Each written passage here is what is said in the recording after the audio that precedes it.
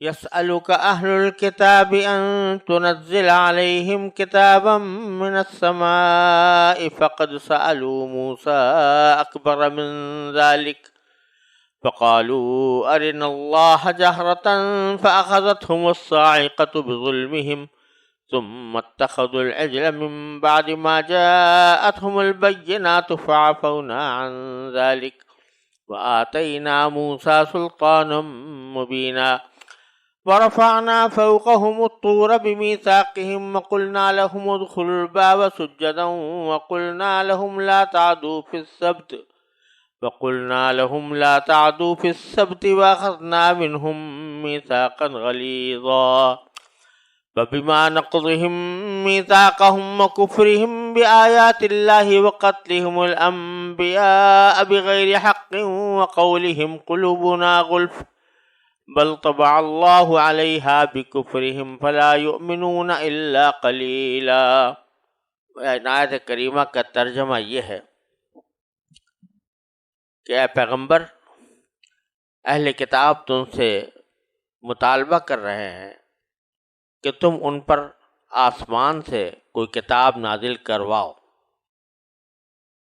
تو یہ کوئی اچنبھی بات نہیں، کیونکہ یہ لوگ تو موسیٰ سے اس سے بھی بڑا مطالبہ کر چکے ہیں۔ چنانچہ انہوں نے موسیٰ علیہ السلام سے کہا تھا کہ ہمیں اللہ کو کھلی آنکھوں دکھاؤ، چنانچہ ان کے سرکشی کی وجہ سے ان کو بجلی کے کڑکے نے آ پکڑا تھا۔ پھر ان کے پاس جو کھلی کھلی نشانیاں آئیں، ان کے بعد بھی انہوں نے بچھڑے کو معبود بنا لیا تھا، اس پر بھی ہم نے انہیں معاف کر دیا، اور ہم نے موسیٰ کو واضح اقتدار عطا کیا، اور ہم نے کوہ طور کو ان پر بلند کر کے ان سے عہد لیا تھا، اور ہم نے ان سے کہا تھا کہ شہر کے دروازے میں جھکے ہوئے سروں کے ساتھ داخل ہونا، اور ان سے کہا تھا کہ تم سنیچر کے دن کے بارے میں حد سے نہ گزرنا، اور ہم نے ان سے بہت پکا عہد لیا تھا۔ پھر ان کے ساتھ جو کچھ ہوا وہ اس لیے کہ انہوں نے اپنا عہد توڑا، اللہ کی آیتوں کا انکار کیا، انبیاء کو ناحق قتل کیا، اور یہ کہا کہ ہمارے دلوں پر غلاف چڑھا ہوا ہے۔ حالانکہ حقیقت یہ ہے کہ ان کے کفر کی وجہ سے اللہ نے ان کے دلوں پر مہر لگا دی ہے، اس لیے وہ تھوڑی سی باتوں کے سوا کسی بات پر ایمان نہیں لاتے۔ اس سے پہلے منافقین کا تذکرہ چل رہا تھا، اور منافقین بھی دراصل اپنی نسل در نسل قبیلے کے لحاظ سے وہ بنی اسرائیل سے تعلق رکھتے تھے، یہودی تھے۔ اب نبی کریم سرورت عالم صلی اللہ علیہ وسلم جب مدینہ منورہ تشریف لائے تو یہودیوں کے 3 گروہ ہو گئے تھے۔ ایک گروہ تو وہ تھا جو نبی کریم صلی اللہ علیہ وسلم پر ایمان لے آیا، آپ کے رسالت کے دلائل واضح دیکھ کر مسلمان ہو گیا، جیسا کہ حضرت عبداللہ ابن سلام رضی اللہ تعالیٰ عنہ۔ دوسرا گروہ وہ تھا کہ جو حضور اقدس صلی اللہ علیہ وسلم کے اقتدار کی وجہ سے اور سارے علاقے پر جو آپ کو ایک برتری اور تسلط حاصل تھا، اس سے ڈرتے ہوئے زبان سے تو مسلمان ہونے کا اقرار کرتے تھے، اندر سے ان کے اندر کفر بھرا ہوا تھا۔ یہ منافق کہلاتے تھے، جن کا پیچھے ذکر آیا ہے۔ تیسرے قوم وہ تھی کہ جو کھلم کھلا حضور اقدس صلی اللہ علیہ وسلم کی مخالفت کرتی تھی، بحثیں کرتی تھی، اور انہی کا ذکر اب ان آیات میں کیا گیا ہے، جس میں یہ بات مذکور ہے کہ انہوں نے نبی کریم سرورت عالم صلی اللہ علیہ وسلم سے یہ مطالبہ کیا کہ ہم آپ پر اس وقت تک ایمان نہیں لا سکتے، قرآن پر ایمان نہیں لا سکتے، جب تک کہ آپ ہمارے سامنے آسمان سے ایک کتاب اترتی ہوئی ہم نہ دیکھ لیں۔ یعنی صرف اتنا کافی نہیں ہے کہ آپ کے اوپر وحی کے ذریعے قرآن نازل ہو جائے، ایک لکھی ہوئی کتاب ہو، آسمان سے اترتی ہوئی ہمیں نظر آئے، تب ہم ایمان لائیں گے۔ اب یہ مطالبہ محض ایک ہٹ درمی کا مطالبہ تھا۔ اگر غور کرتے جس تورات پر یہ ایمان لائے ہیں وہ کوئی آسمان سے اس طرح اڑتی ہوئی تو ان کے پاس نہیں آئی تھی، اللہ تعالیٰ نے کوہ طور پر ان کو عطا فرمائی تھی، تو اس کو بھی انہوں نے آنکھوں سے نہیں دیکھا تھا۔ تو اب یہ مطالبہ کرنا کہ رسول کریم صلی عالم صلی اللہ علیہ وسلم پر تو ہم اس وقت ایمان لائیں گے جب کہ ہمارے اوپر کتاب نازل ہو، آسمان سے اڑتی ہوئی نظر آئے ہمیں اور ہم اس کو پڑھیں، تو یہ محض ایک ہٹ درمی کی بات تھی۔ تو اللہ تبارک و تعالیٰ اس کے جواب میں فرماتے ہیں کہ ان کے یہ مطالبے کوئی حق پرستی کی وجہ سے نہیں ہیں، اس لیے نہیں ہے کہ اس مطالبوں کو پورا کرنے کے نتیجے میں یہ واقعتاً دل سے مسلمان ہو جائیں گے۔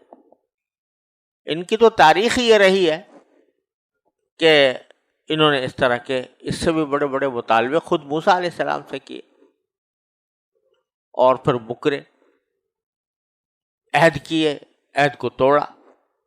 تو وہ ان واقعات کی طرف اشارہ فرمایا ہے کہ ان کی تو طبیعت میں سرکشی ہے، نافرمانی ہے، لہذا یہ قدم قدم پر انبیاء کرام کی مخالفت کرتے چلے آئے ہیں، تو آپ کی بھی کر رہے ہیں۔ تو اب اللہ تعالیٰ نے ان واقعات کا اس میں حوالہ دیا ہے جو پہلے سورہ بقرہ میں قدر تفصیل کے ساتھ گزر چکے ہیں۔ تو فرمایا یسألک اہل الکتاب، اہل کتاب آپ سے سوال کرتے ہیں، یعنی نبی کریم صلی اللہ علیہ وسلم سے مطالبہ کرتے ہیں، ان تنزل علیہم کتابا من السماء، کہ آپ ان کے اوپر ایک کتاب نازل کریں آسمان سے۔ تو اللہ تعالیٰ فرماتے ہیں یہ کوئی نئی بات نہیں ہے کہ انہوں نے آج یہ مطالبہ کیا ہے، فقط سألوا موسیٰ اکبر من ذلک، موسیٰ علیہ السلام سے انہوں نے اس سے بھی زیادہ عجیب قسم کے مطالبے کیے تھے۔ کیا مطالبہ کیا تھا کہ فقالوا ارنا اللہ جاہرۃ، کہ ہم تو اس حد تک نہیں مانیں گے، کتاب کو بھی نہیں مانیں گے، تورات کو بھی نہیں مانیں گے، جب تک کہ ہمیں علمیہ صاف نظر آئیں آنکھوں سے، اور وہ ہم سے کہیں کہ بھئی یہ کتاب تمہارے پر نازل کی گئی ہے اور تم اس کے اوپر عمل کرو۔ تو اب بتائیے یہ کتنی ہٹ دھرمی کی بات تھی۔ اللہ تبارک و تعالیٰ کی ذات وہ ہے کہ انسان کی آنکھیں اس کو دیکھنے کی متحمل نہیں ہیں اس دنیا میں۔ آخرت میں اللہ تبارک و تعالیٰ طاقت عطا فرما دے، نظروں کو دکھا دیں اپنی ذات والا صفات کو، تو یہ کچھ بعید نہیں، لیکن دنیا کے اندر لا تدرکہ الابصار وہو یدرک الابصار، اس کو آنکھیں نہیں دیکھ سکتی اور وہ سب کی آنکھوں کو دیکھتا ہے۔ اب اس کے بارے میں کہنا کہ ہمیں کھلم کھلا دکھا دو، پیغمبر کو تو دکھائی نہیں دیا اللہ میاں نے۔ پیغمبر نے درخواست کی تھی کہ ارینی انظر الیک، تو اللہ تعالیٰ نے فرمایا تھا کہ اچھا دیکھو یہ پہاڑ کو دیکھو، اگر یہ اپنی جگہ پر سلامت رہا تو دیکھے، ہمیں بھی دیکھ لینا۔ وہ پہاڑ جو ہے جل کے ریزہ ریزہ ہو گیا، تو پیغمبر تو دیکھ نہیں سکا۔ یہ حضرات فرماتے ہیں کہ ہمیں دکھاؤ ارے اللہ جانا تھا۔ تو اس کے نتیجے میں اللہ تبارک و تعالیٰ نے اخذتہم الصاعقۃ بظلمہم، ان کی اس ظلم کی وجہ سے اللہ تعالیٰ نے ان کے اوپر ایک کڑکا بھیجا، اس کڑکے نے ان کو آ پکڑا اور اس کے نتیجے میں یہ بے ہوش ہو گئے، جس کی تفصیل انشاءاللہ آگے سورہ اعراف میں آنے والی ہے۔ تو ان کا یہ مطالبہ اس وقت بھی تھا۔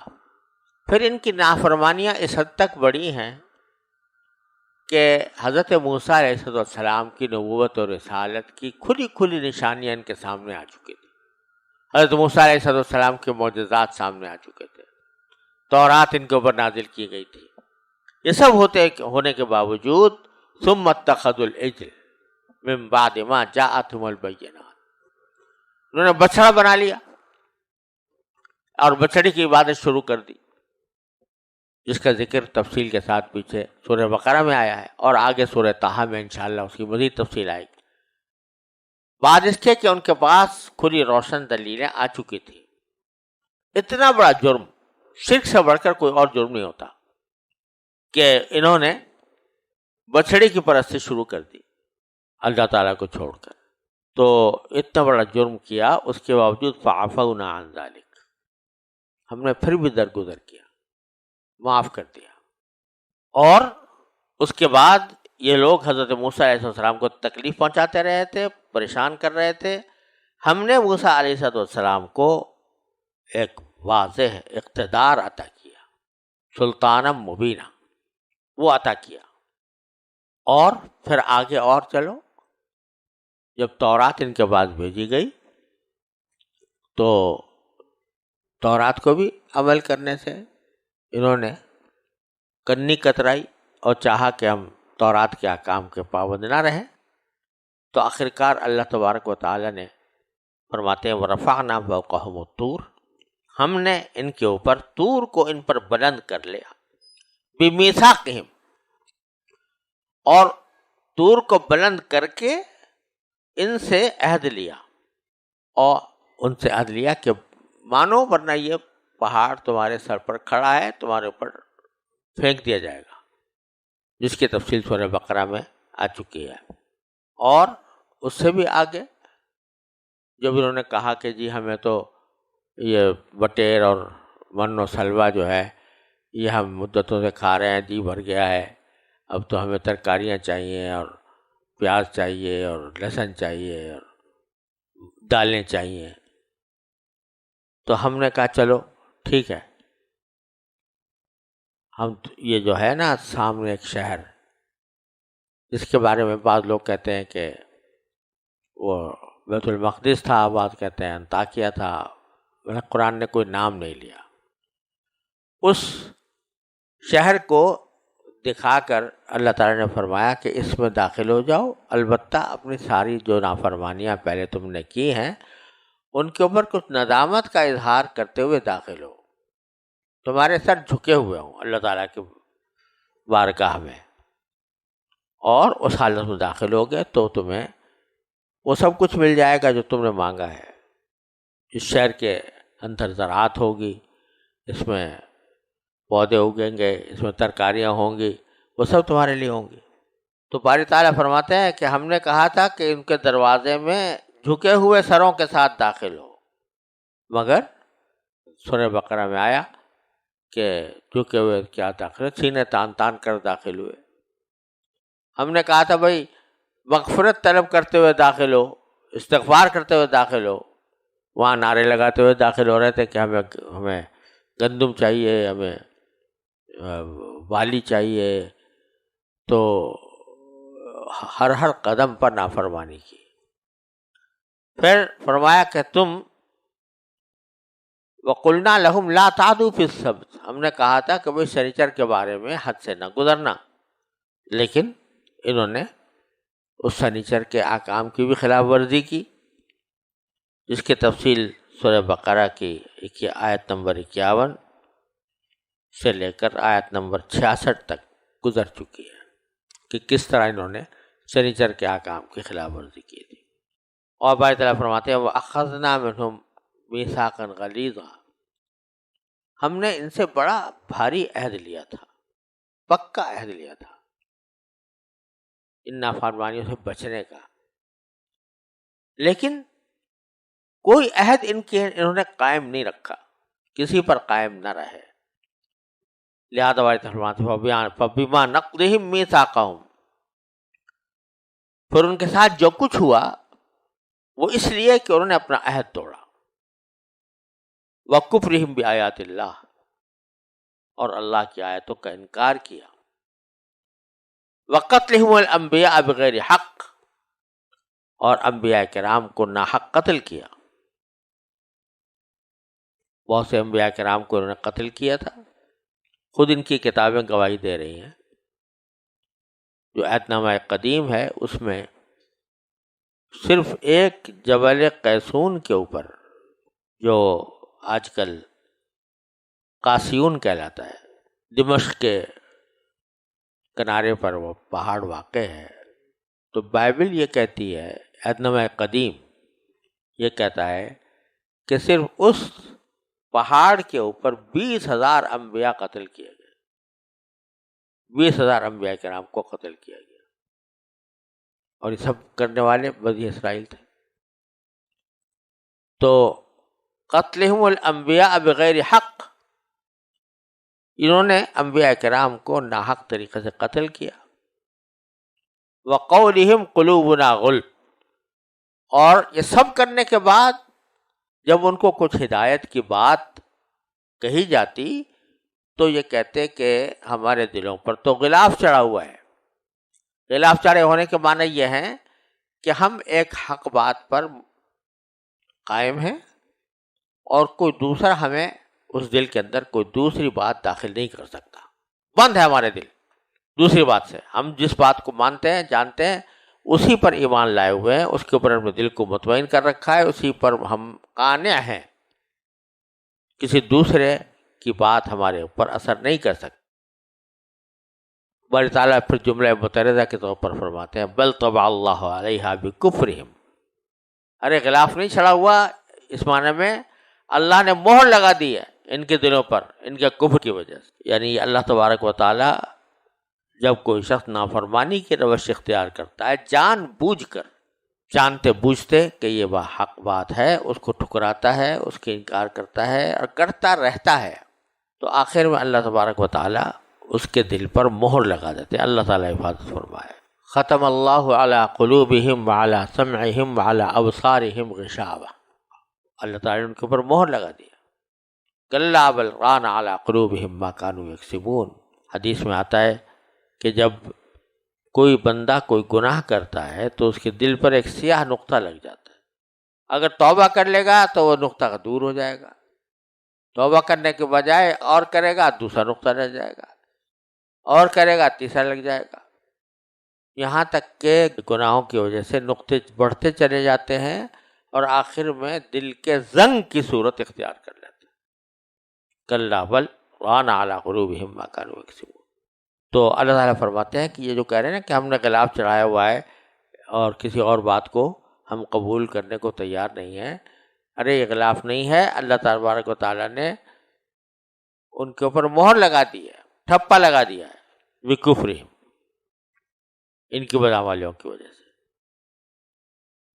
فلا یؤمنون الا قلیلا، لہذا یہ ایمان نہیں لائیں گے مگر تھوڑی سی باتیں جو مشترک ہیں ہمارے اور ان کے درمیان، کہ بھئی اللہ تعالیٰ کی کم از کم اللہ تعالیٰ کے وجود کے قائل ہیں، چلو اس پر تو ایمان لے آئے ہیں، لیکن جو اور دوسری باتیں ہیں جو ضروری ہیں ایمان کے لیے ان کے اوپر ایمان نہیں لائے. ولا یؤمنون الا قلیلا. تھوڑی سی بات وہ جو مشترک ہے اسلام اور یہودیت میں.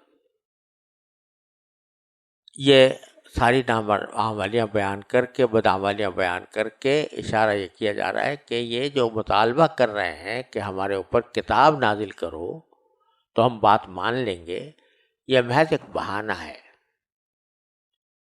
جس طرح پہلے یہ اپنے عہد توڑتے چلے آئے ہیں، جس طرح پہلے نافرمانیوں کا مظاہرہ کرتے چلے آئے ہیں، اسی طرح اب بھی کریں گے. لہذا یہ مطالبہ قابل شنوائی نہیں ہے، اس مطالبے پر ہم عمل نہیں کر سکتے. آگے اللہ تبارک و تعالیٰ نے ان کی کچھ مزید عنوانیاں بیان فرمائی ہیں، اور اس کے نتیجے میں اللہ تبارک و تعالیٰ نے ان کے ساتھ کیا سلوک کیا اس کی تفصیل بیان فرمائی ہے.